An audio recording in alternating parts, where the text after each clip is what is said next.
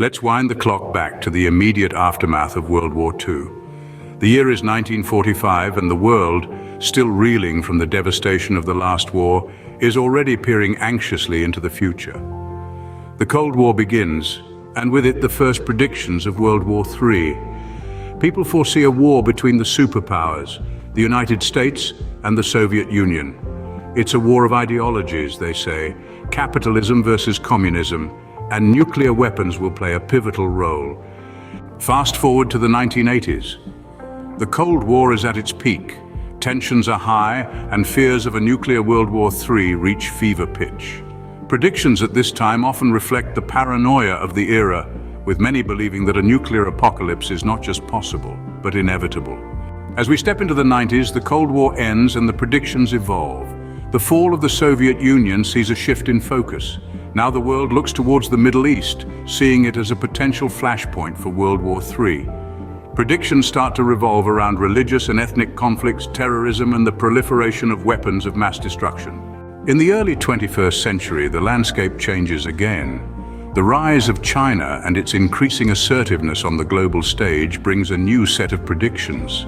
The South China Sea, Taiwan, and the competition for global dominance become the center of World War III speculations.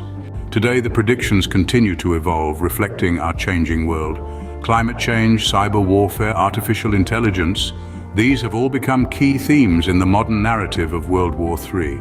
But what's the common thread in all these predictions? Fear. Fear of the unknown, fear of change, fear of destruction. We see this fear reflected in the literature, movies, and video games of every era. In summary, the predictions and beliefs about World War III have changed over time, mirroring the geopolitical climate of each era. From the ideological divide of the Cold War to the rise of China in the 21st century, each period has had its own unique set of fears and speculations.